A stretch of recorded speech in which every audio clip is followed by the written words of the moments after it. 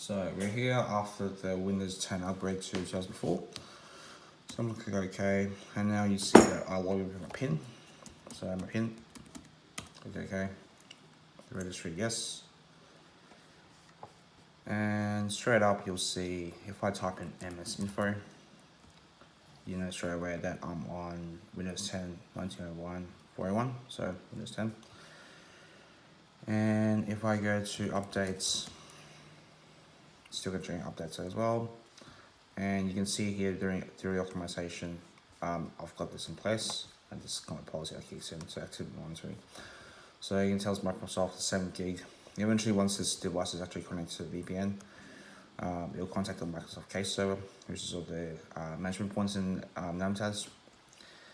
If I go to control panel and I go to configuration manager, you see that it's signed, so it's actually pointing to a management sign point, which is the UK-Oxford-DP1.namtest.local.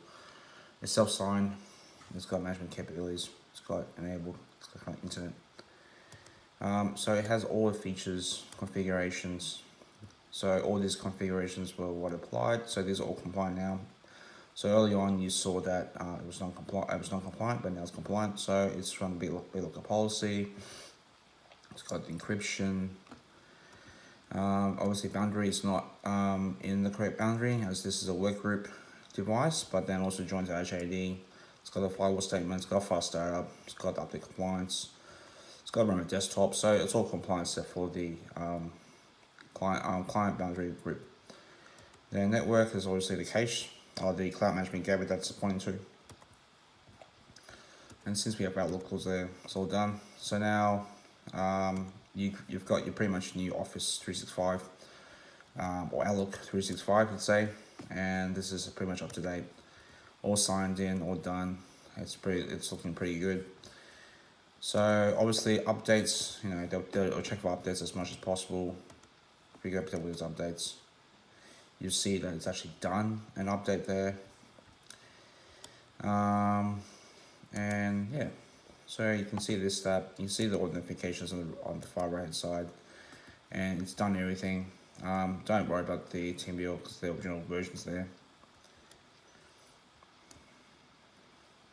It's on Outlook, plugins and so forth. It's on SharePoint, so everything's all there, all ready to go. Yeah.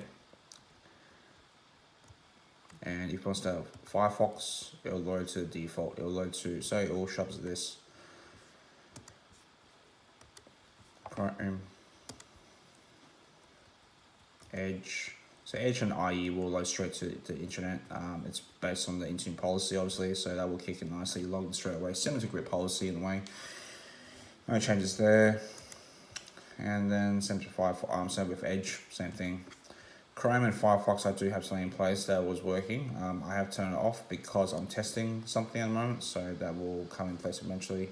You got Cisco here, same stuff you'll get on an on-prem device. That's all pre-populated. Click connect, and yeah, and there you go. So if I was to connect to Cisco and connect, log in my credentials here.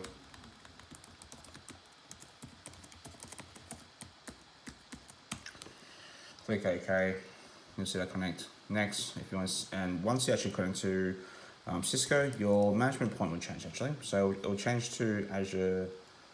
So this will change eventually, and yeah, all works fine. No dramas, no issues, all the same. The activation will be activated through here, and you can tell that it's activated with via digital license, which is actually from Azure itself, or the Intune policy. And yeah, this is pretty much what you're doing, and the machines are pretty much good to go. Yeah. Thank you.